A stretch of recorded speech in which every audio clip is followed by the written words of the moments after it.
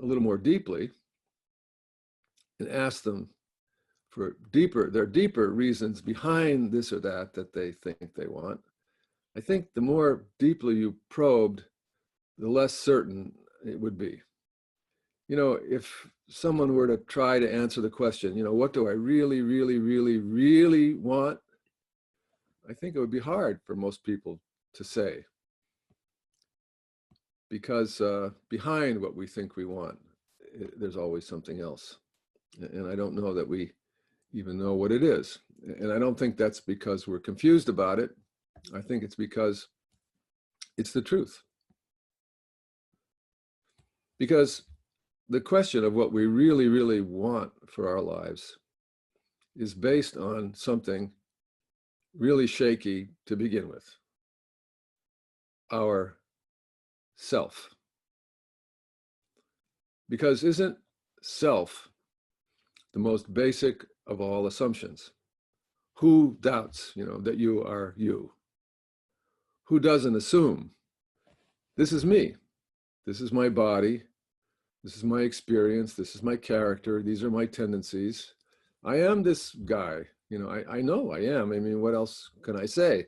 And everyone has always agreed that I am me and that they are them. So the question of what do we really, really want assumes already that we think we know who we are. So naturally, we want to make the best of it. And maybe that's what we think practice is: making the best of it. Let's improve ourselves. But the truth is, practice is a lot more radical than that. And even though in this book, Anam, you know, speaks very, very mildly and encouraging way, his language is not startling. The truth is, he is also very radical in what he says in his book. In the final chapter of the book, he says, maybe we should all be wishing for suffering. Maybe we should all be wishing that everything in our life would be terrible. Because if everything in our life were really terrible and we had a lot of suffering and a lot of troubles, this would be really good for our practice. This would really get us to love others. It would really get us to feel compassion, which is the most important thing. And he gives the example of the very famous Rinpoche, Patro Rinpoche, some of whose works have been translated into English. Patro Rinpoche, who said that everything that's good for everybody else is bad for him, and everything that's bad for everybody else is good for him, because he's turned the world upside down. And instead of praying for good things to happen, he's praying for bad things to happen, not out of vengeance, you know, or some kind of perversity, but because that's the best thing for practice. That's the best thing for increasing our love. Bad things are better than good things. And of course, we say this in Zen too. You know, it's a Zen saying, the world is upside down. The way that the world sees things is the opposite of the way we want to see things in our practice, and incidentally, the opposite of the way things actually are. So that's a pretty radical thought. And it goes beyond the idea that we're practicing to make the best of ourselves. It's going beyond the self altogether. And isn't it clear that Buddha was teaching this from the beginning? Yes, probably if we calm down a little bit with some meditation, probably if we get a little less stuck on ourselves than we are now, especially if we practice precepts, moral precepts, so we don't get into bad trouble, and when we do get into trouble, make the trouble worse. Yeah, if we do all that, probably we have an easier life. But ultimately, the Buddha thought, we will not have ease and rest until we go beyond the self, because the self is radically vulnerable and the self knows this. That's why it's always creating so many problems, because it really understands, however unconsciously, its radical vulnerability. And that's why we always end up behaving so stupidly, so childishly. That's why the world is the way it is. And this is why, ultimately, compassion and love are what the self really needs.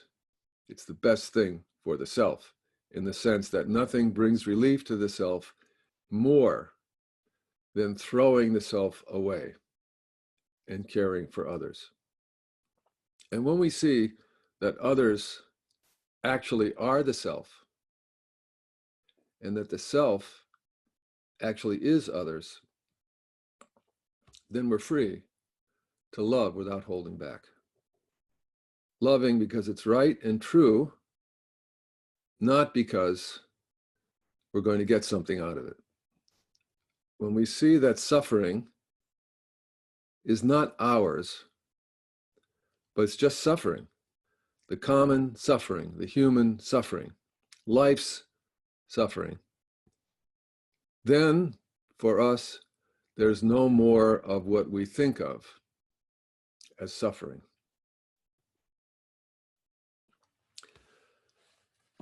To be honest, when I think of the catastrophe that my own self is,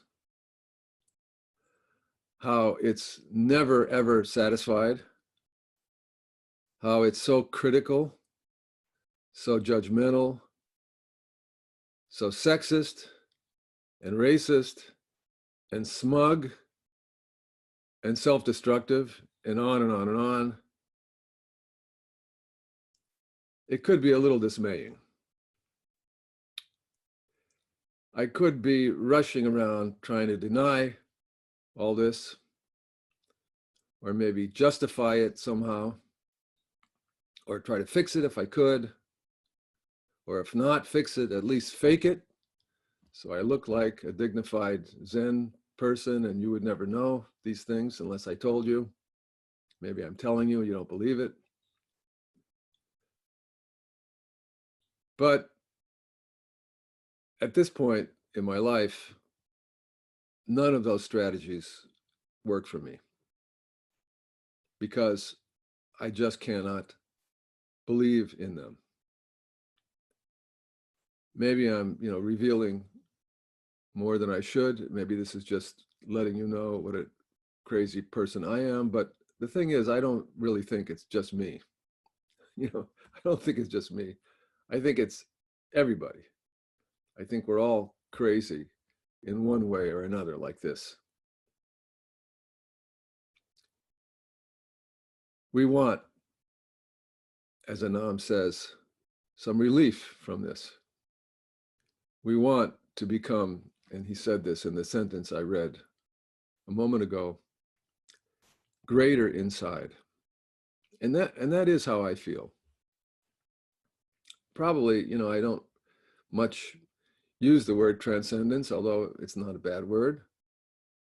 But I do feel like I do want to be greater inside. I want to be great inside.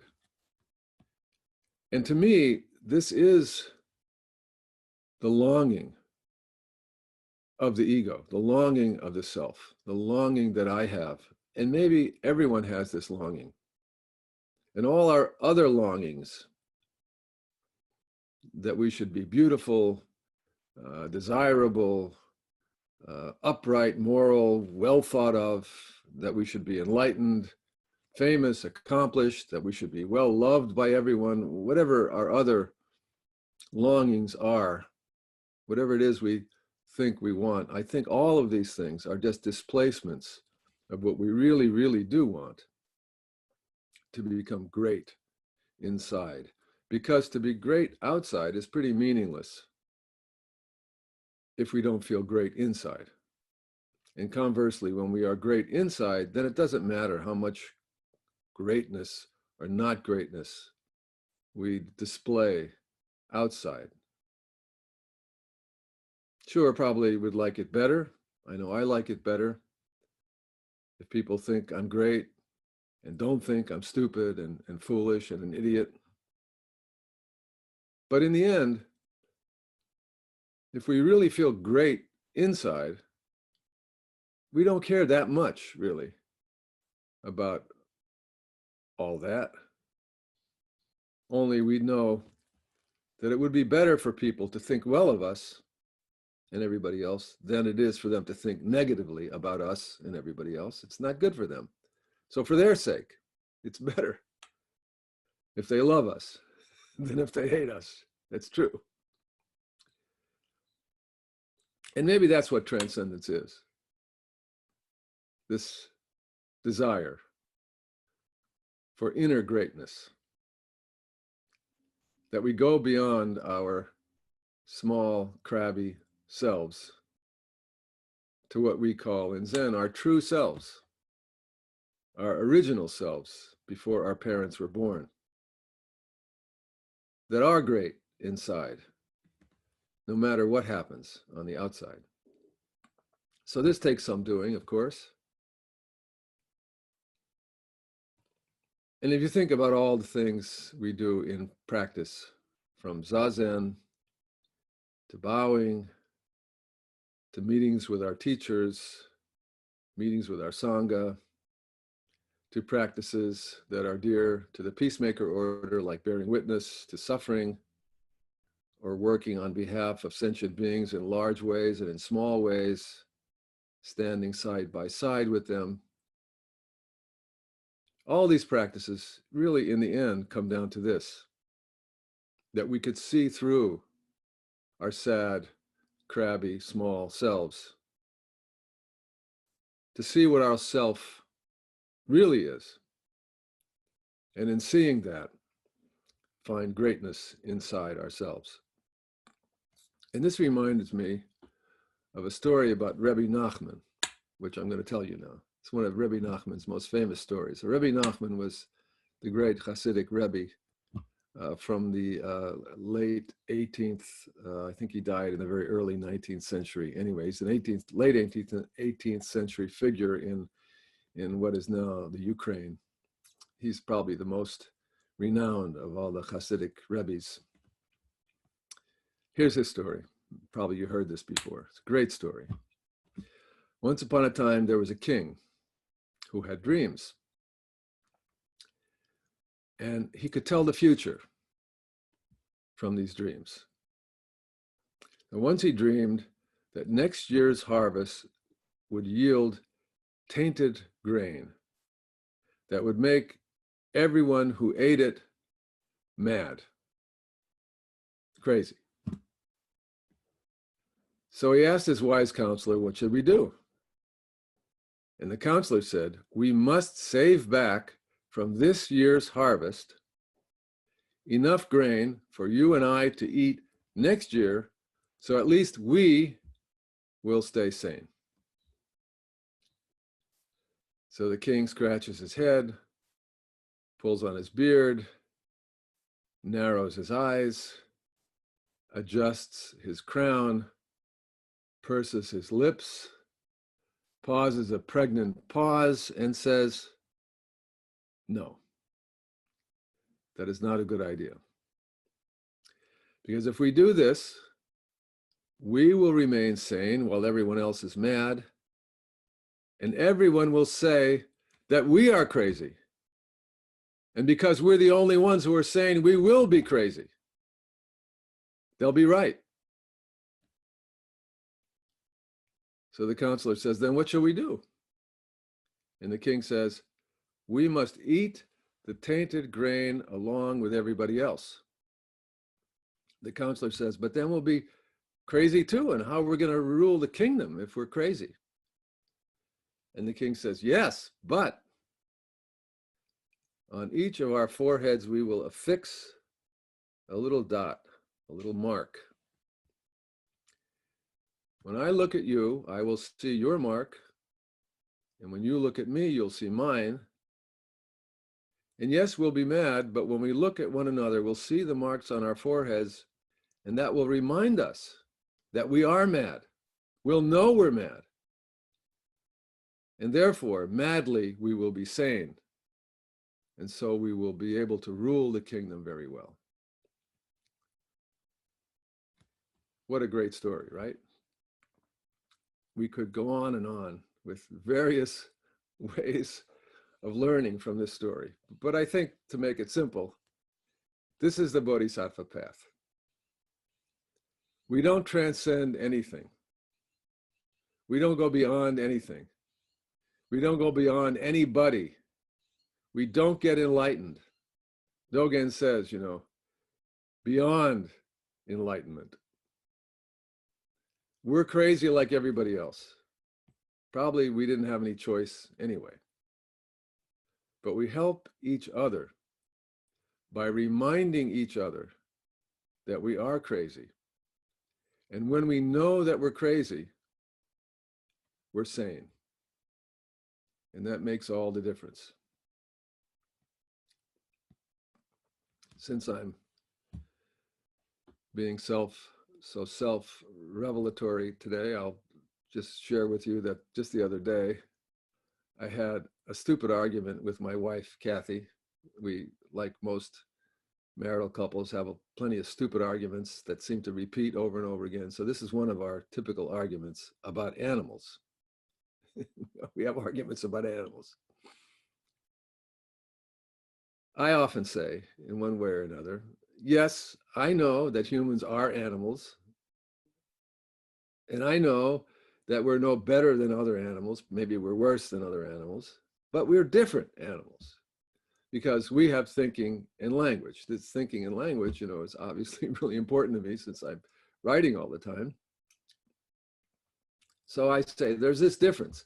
And Kathy always gets mad at this. She says, no, animals also have language. Animals also have thinking. Animals also are complex beings, even more than us, maybe. And to her, she gets mad. She thinks it's racist or speciesist to say that humans are somehow categorically different from animals, because difference already hints at superiority, and it makes her mad. Now, I hasten to say that this is me telling you what my wife thinks. It's not what she probably actually thinks, because I probably misunderstand her like we all misunderstand one another. But anyway, this is my version, okay, of what I think she thinks. And she has plenty of information and knowledge to back up her view, because she's studied, biology a lot. She was a middle school science teacher, so she knows stuff. Anyway, the reason this came up is because I was telling her about something that I read in Adam Smith's classic work on economics, The Wealth of Nations, which is the Bible for capitalists, right? And I happen to be reading this book now because it's free downloadable on iBooks, and you could read this. It's pretty readable. So I'm enjoying it. And I was talking to her about it. And toward the beginning of the book, when Adam Smith is trying to explain how it is, why is it that human beings have complex economies, he says it all comes from the fact that we are different in this way, that we have language and thinking, specifically thinking based on language. And here's where he talks about other animals. He says other animals, once they're nurtured, and weaned and fully grown up, they're completely independent from each other. They don't need to cooperate. They know how to take care of themselves completely. And Kathy pointed out to me, well, that's 18th century knowledge about animals. We know so much more, Darwin and so on and so on. But nevertheless, that's what Adam Smith says in 1770 or something. And then he says, and one species of animals doesn't, help out another species. The swiftness of the greyhound is irrelevant, to the slowness of a turtle. They don't help each other out. They're just completely in other worlds. At one point he says, two dogs never negotiate and make a contract over possession of a bone. That never happens. Human beings, on the other hand, because of language and thinking, need one another. We need things that others have. And we have things that others need. So we barter, we trade, we haggle, we make agreements. And pretty soon, out of this, and he shows really kind of wonderfully how one thing leads to another. Pretty soon there's money, and then there's division of labor and the capacity with division of labor and cooperation to make things that nobody could make on their own. And before you know it, we have these very elaborate lifestyles in just a few hundred years, when you think about it, very, very quickly, that animals seem either to be not capable of having or not wanting to have. Okay, but here's the part that caught my attention. Smith says that because human beings need one another, they have benevolence. They care about one another. But benevolence seems to be insufficient to fully regulate agreements. There's not enough benevolence to ensure that we will always treat one another fairly. And that's why, he says, we need to appeal to what he calls self-love. I have something that you need, so it is in your interest, it's out of your own self-love, not your benevolence, that you will give me a good enough price for this thing so that I will be very happy to sell it to you and I won't have regrets.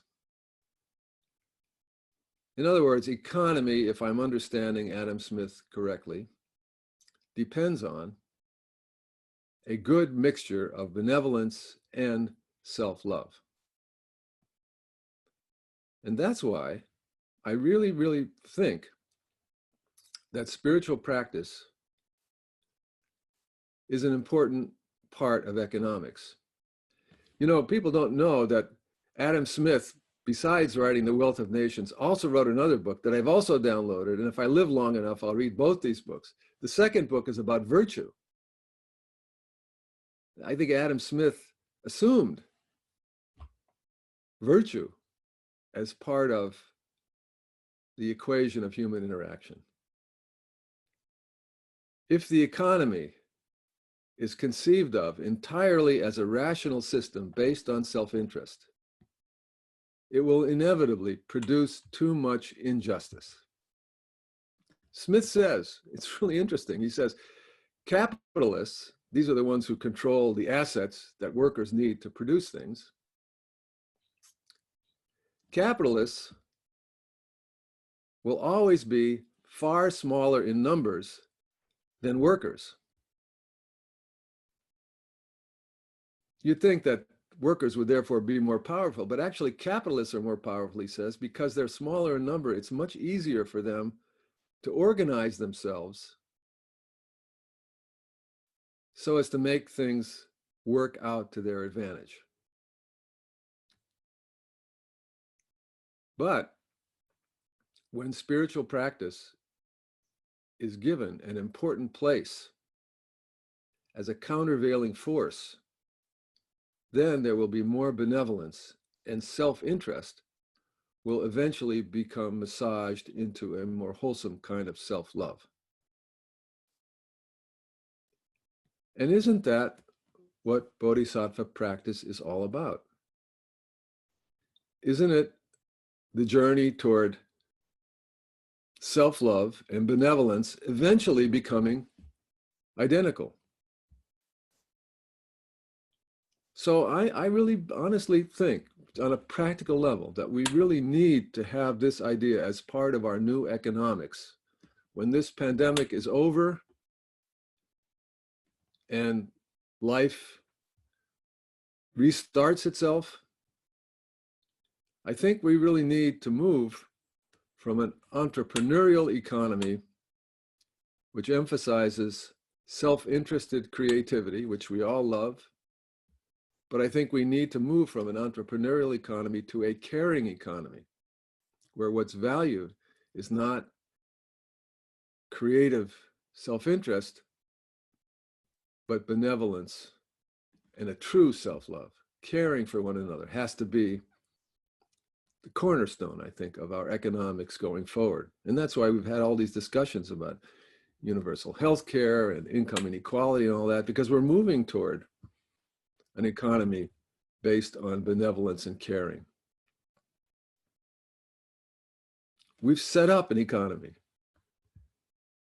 Didn't just evolve. We've intentionally set it up, and we have to set it up now differently.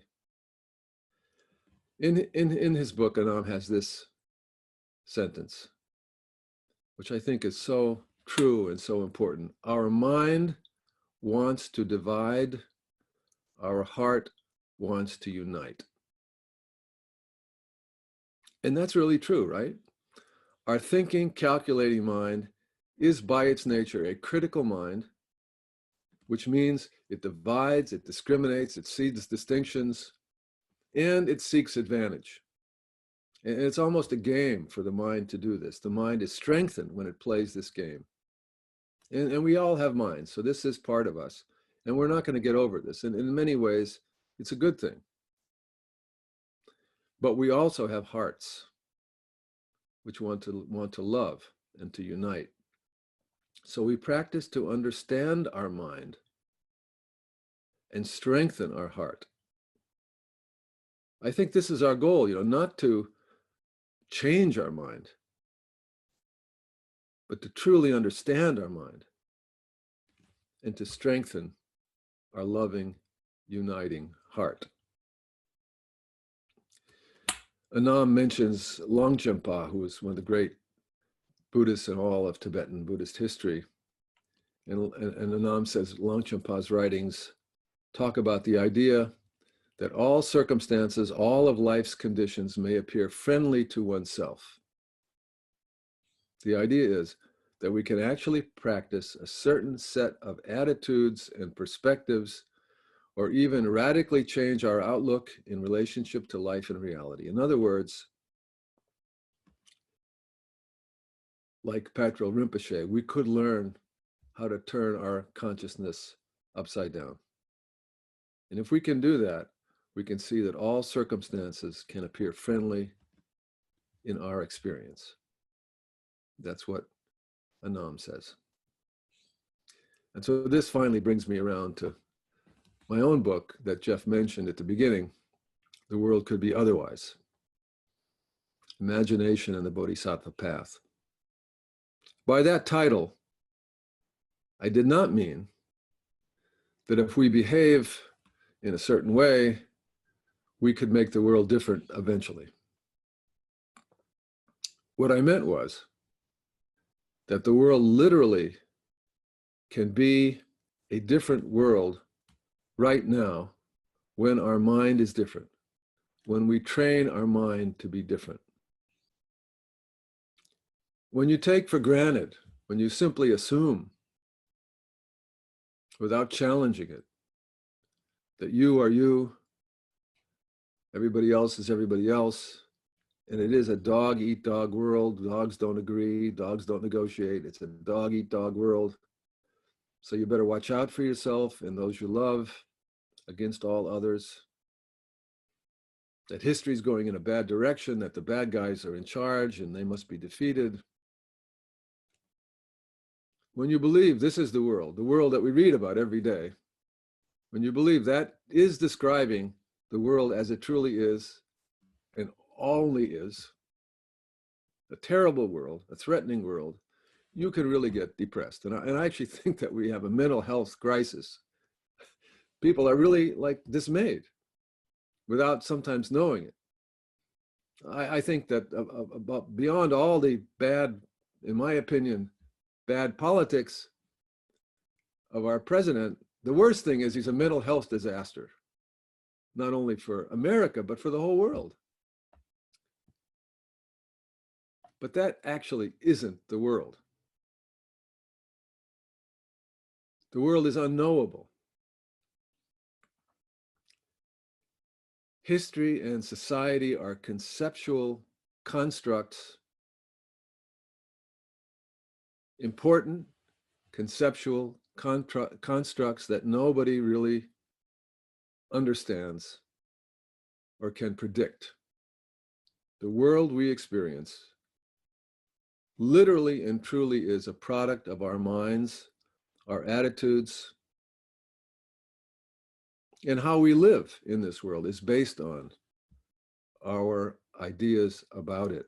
So when we commit ourselves to the path of bodhicitta, to caring for all beings, and set forth for our lives a path of practice, as I write about in the book, the 6 simple basic practices of bodhisattvas: generosity, ethical conduct, patient forbearance, energy, meditation, and transcendent wisdom.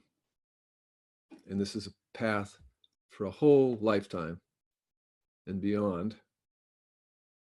When we have a path like that in our lives, then for sure the world will be otherwise. And we can live in it with happiness and be a blessing for others, even though there will be no shortage of really terrible and dangerous things going on. To live in a friendly world, to see the world as friendly and experience it that way, doesn't mean that things are going to be as we like them. It means that we are willing to fully surrender to impermanence, surrender to the way things are, and live with confidence that when difficult things occur, as they definitely will, we'll find a way to accept them completely as our practice, as a way to increase our love and compassion, even when things are hard. So that's my talk for this morning. I've been, as I say, giving my seminar on this book of Anam Tuptum, and that was my last talk for my seminar. I kind of more or less repeated it for you this morning because it was on my mind. So now, in whatever time we have left, I'm really happy to talk. This is the part that I was looking forward to, is having discussions with you guys, and maybe Jeff or whoever is running the call can figure out how we can talk together. Yes, thank you, Norman.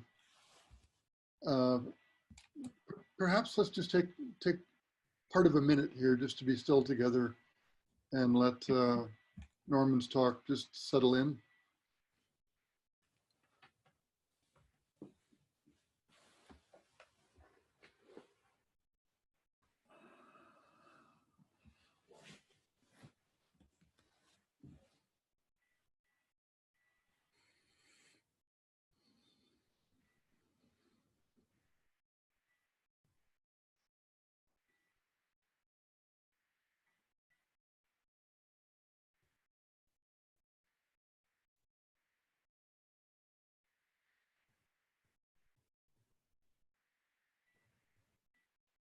Okay, thank you. So we've got more people than I can see in one screen. So anyone who's not done this before, down at the bottom of your screen, there's participants, and if you click there, you can raise your electronic hand, and I can call on you, and you can unmute yourself and talk. If we can keep our questions lean, and we'll try to see if we can get as many people with questions as possible. Norman, I think we agreed to go to the top of the hour, but perhaps with a nod to Adam Smith, we might negotiate for a little longer, depending on your schedule. I don't want to take advantage of you, so I'll let you decide how long. Okay. So feel free to raise your hand if you'd like to ask a question or make an observation or share. Yeah, it doesn't have to be a question. I'm happy for people to make observations. I usually don't answer questions. In my Dharma groups, we usually have conversations and people speak with one another, and then after that they bring something up. It's okay if it's a question, but generally it doesn't need to be a question. It can be just what you're thinking, how you're feeling, whatever you want to say. Dan Horton, I see you have your hand up. Please go ahead and unmute yourself, and thank you. Hi.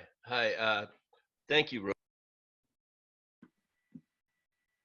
Thank you, Zen Peacemakers. I just signed on yesterday for the first time, and I'm really glad to be here. The thing I really want to like go a lot, but I'm gonna keep it to one thing. There's so much I could say, but the idea you said about, or you owned up to, I'm racist, sexist, and all those things, and you know, I think I know exactly where you're coming from, because I was thinking the same thing about myself earlier. Like, well, I'm certainly not a bigot, or I don't endorse any of this stuff. I was just thinking it, you know, an hour and a half ago in my kitchen. But you know, this stuff is in me. And I remember the first time really hearing it come out when the denial went away, and I said, oh God, it's me too, because I was always brought up not to be those things. That's not how I was raised. Yet it's in me. And I don't know anywhere else to really have that dialogue right now, but right here, like, I'm not putting that on Twitter, man.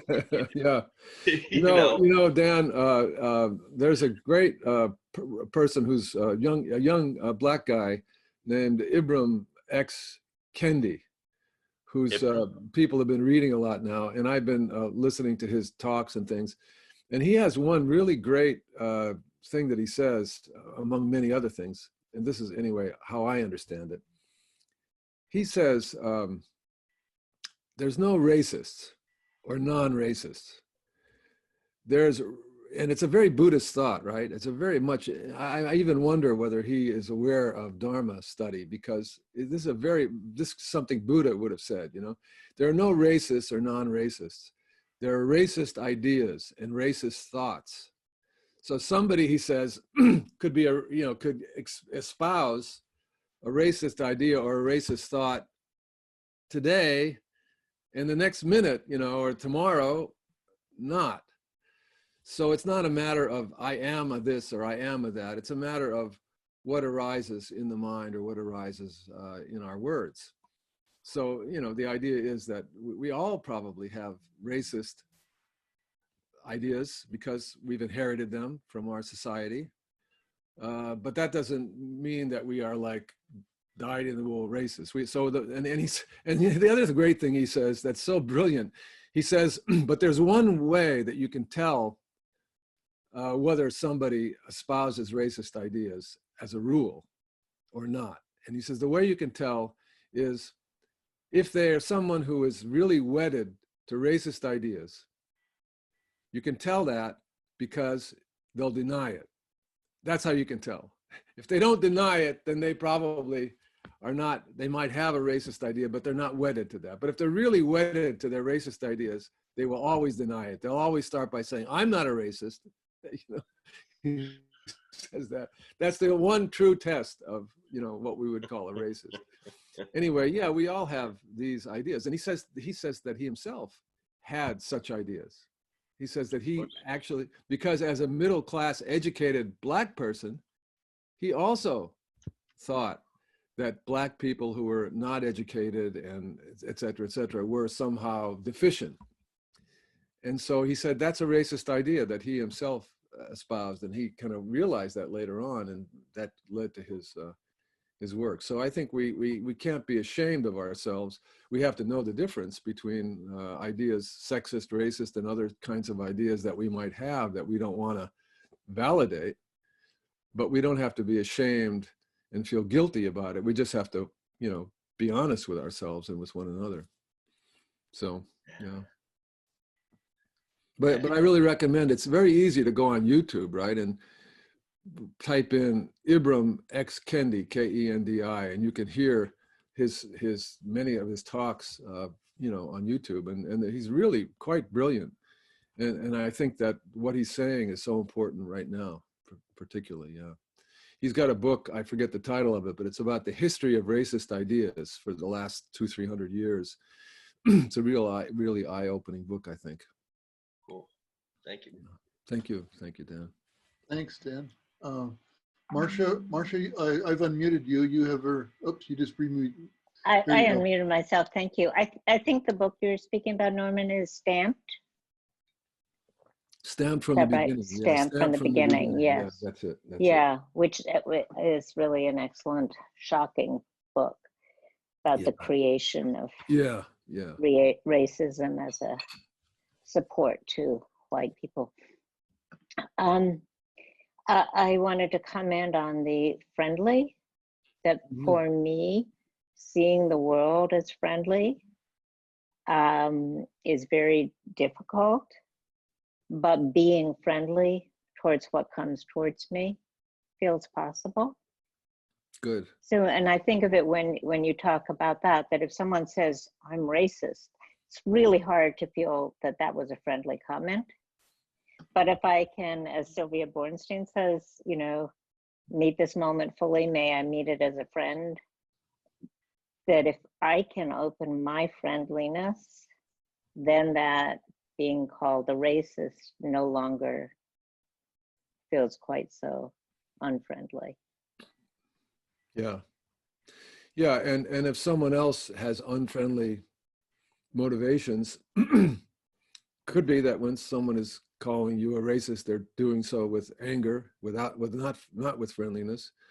That doesn't mean that you can't receive the comment with friendliness, understanding that person and their pain. Yeah. Yeah. Yeah. Thank That's you. beautiful. Yeah. Yes, I know that practice of Sylvia's. It's beautiful. Yeah.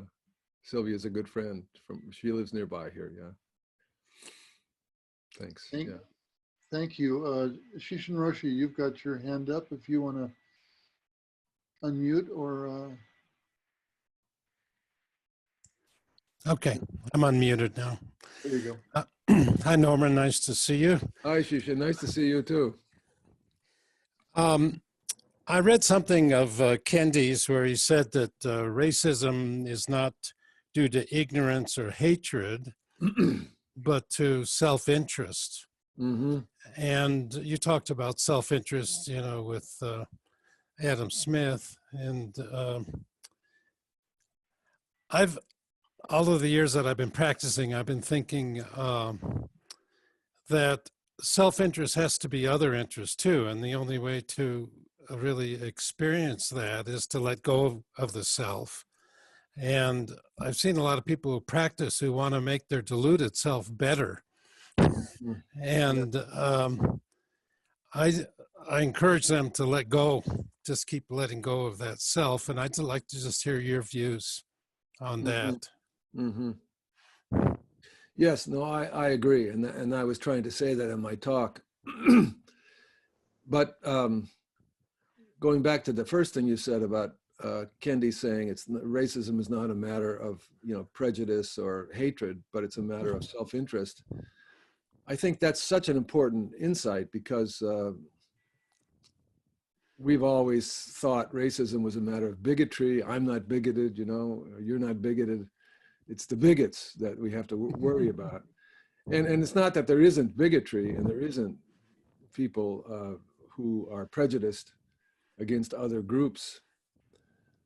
But his historical work points out that the source of those ideas that produce that bigotry is based on economic self-interest. We need free labor. We need to justify the enslavement of other people. We'll justify it by saying that they're inferior, because unless we convince ourselves and everybody else that these people are inferior, we can't justify enslaving them. And we can't justify Jim Crow and all the other things we're doing to keep them down unless they really are people who should be kept down.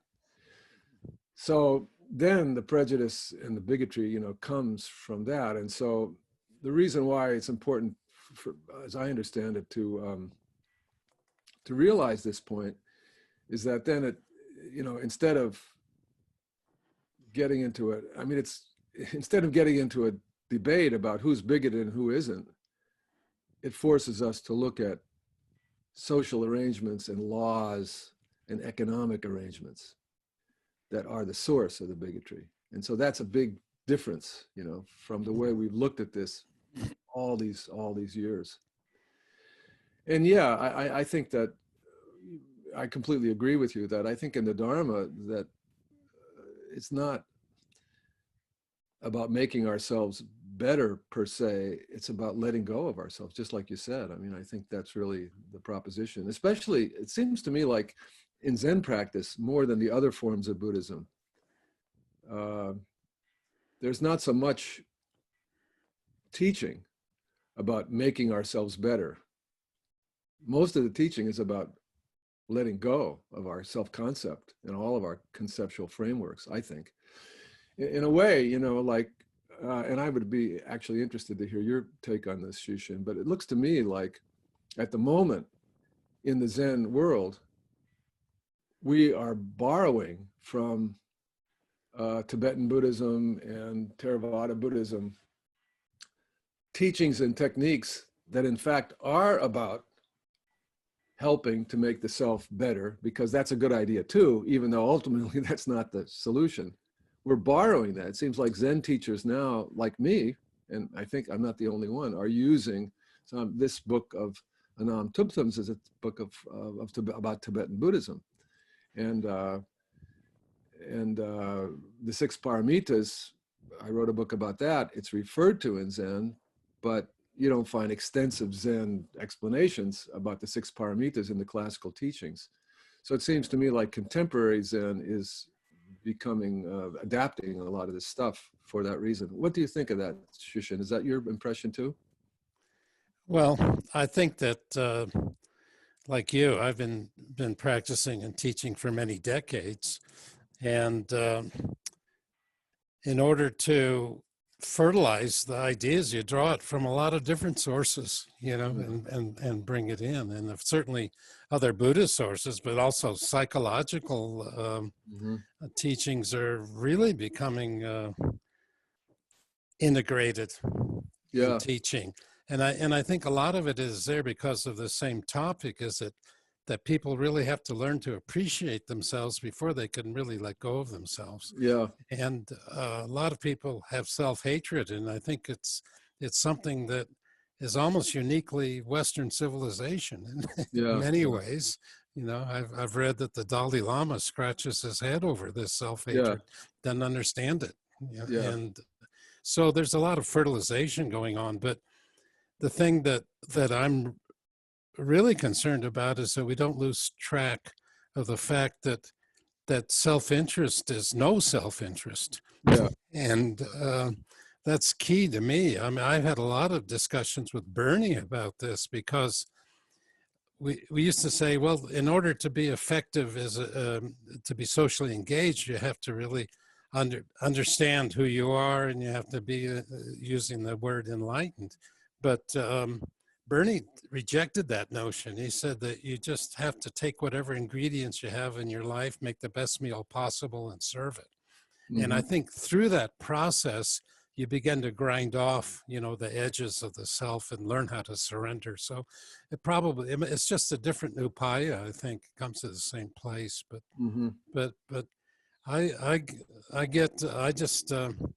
I suppose I'm stubborn that way, that I feel that people have to really just keep letting go.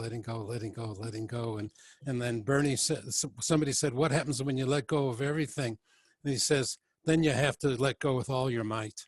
Yeah, then you have to let go of that. There's one of the Zen stories. It's like that. I forget exactly how it goes, but it's like that. What about when you let go of everything, but let go of that?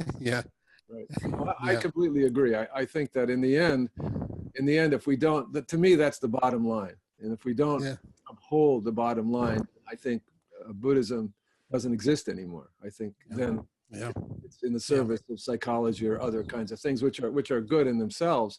But I think there's a unique gift that Buddhism offers to us. And we want to preserve that. I agree completely. Yeah. Well, thank you, Norman. Great to see you. Really nice to see you. I always, whenever I'm studying Shoyo Roku, your book is always there. I always go and see what does Shisha have to say about it. Always. Okay. Thank you for that.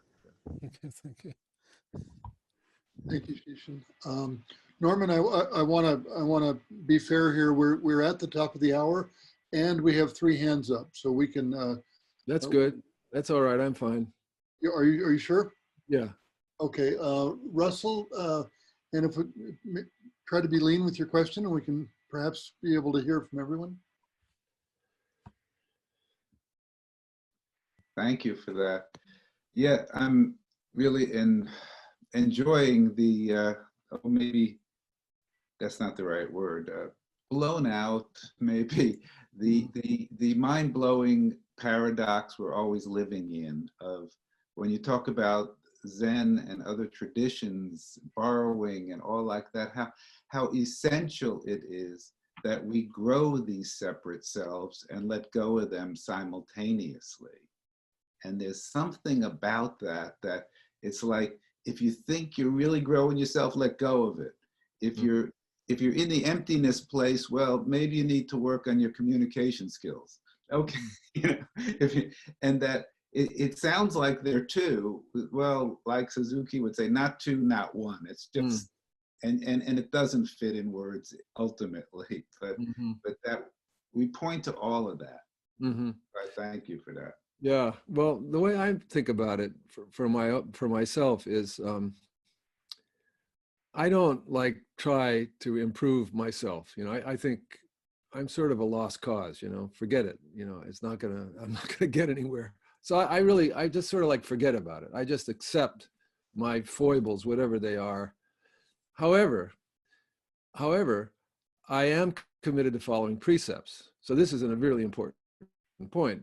To accept my imperfections doesn't mean that I then am justified in hurting other people and so on and so on. I really have made a commitment, as probably all of you have, or most of you have, and many of you have anyway.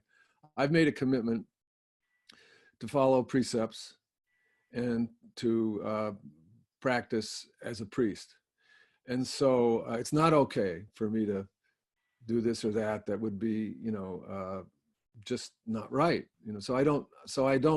I try anyway, my best not to do that kind of stuff. So it's not as if I'm self-indulgent in that sense, but I really don't care about myself that much. It doesn't really, it just doesn't appeal to me. It seems too self-involved for me to even care about, whether I'm a good person or a bad person or what kind of person I am. I observe, right, what comes and goes. And mostly it's not great stuff, to be honest with you. I don't have like such beautiful things. I'm aware of my thoughts and feelings, but I don't know. So, but I do know that I follow precepts. So that's how it shakes out, in my case. And I'm not a big person for self-improvement. I don't know why. I guess maybe it's from being a poet, and seeing like all the rotten, terrible people who've been poets, right? And great poets. So I think, well, okay. I think the distinction maybe there for me anyway is improved actions. Yeah, that's what I'm saying. That's what I'm saying. Yeah, that's improved actions. So right. Watching the Kendi videos and realizes I'm a racist. Oh, I need to divest from these investments. Yeah. That's doing harm. It's not about being better. To have racist ideas and to affirm them would be to violate your precepts. Absolutely. So we can't do that, right? So I agree. Yeah. Thank you, Russell. Good to see you again. Ilana, if you've got your hand up, if you can go ahead and unmute. And then following Ilana, Amy, and Amy, you'll be our last question.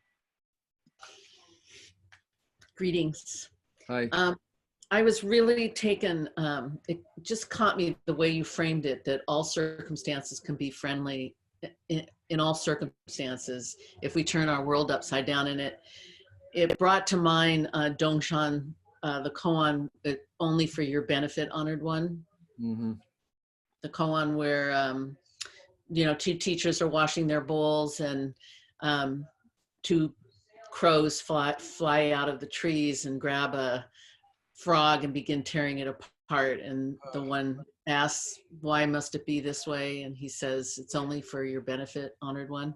Mm-hmm. So I think that's what is being said here in terms of turning our world upside down. And I was thinking about, you know, somebody accusing me of being a racist, or someone accusing me of being a bad person, or having a judgment about me or about the world that I disagree with.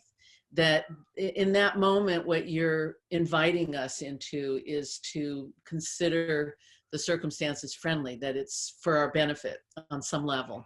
Mm-hmm. And that seeing it that way, there isn't the inclination to defend or self-flagellate or anything like that, but to be curious about the moment as being for our benefit.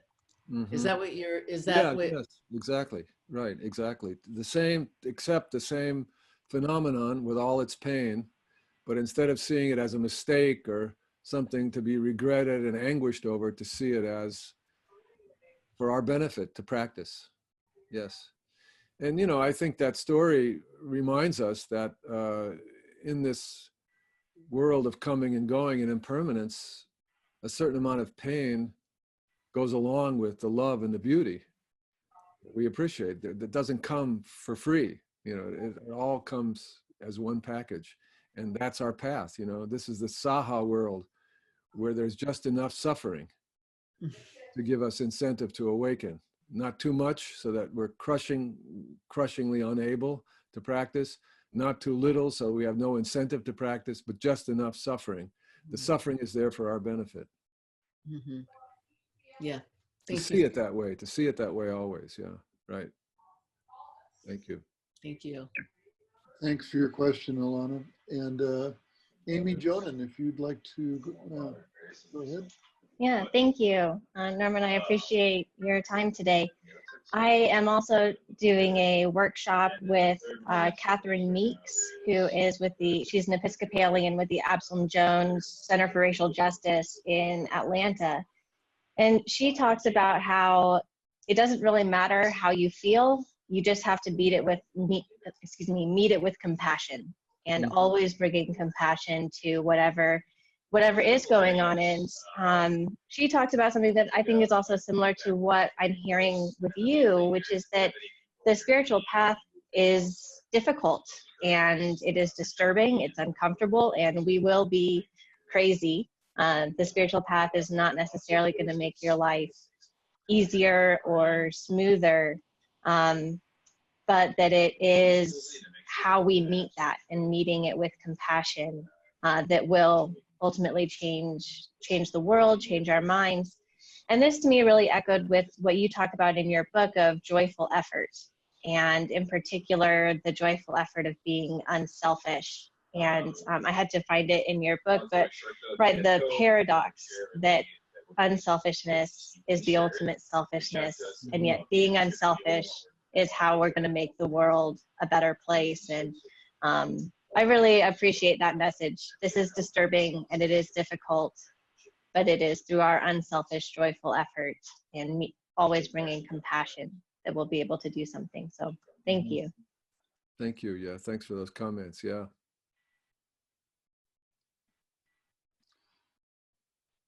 Okay, wonderful. I think we can conclude. Norman, sincerely, thank you so much for giving us part of your morning. And My pleasure. Really nice to see everybody. thanks everyone for coming. And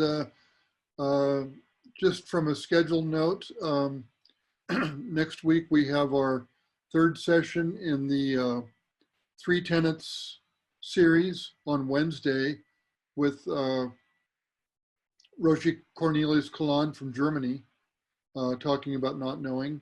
And then on Thursday, we have another members meeting. We're sort of packing them in this month with Mr. Yuhu, who was here earlier. And the comment I've made about my conversation with him in planning for this session is that he threatened to mime for an hour. So it's not to be missed. And Anyway, okay, once again, Norman, thank you so much. This was delightful and much appreciated. Inviting me. Appreciate it. Thank you, everyone, for coming. Bye-bye. Thank you all so much.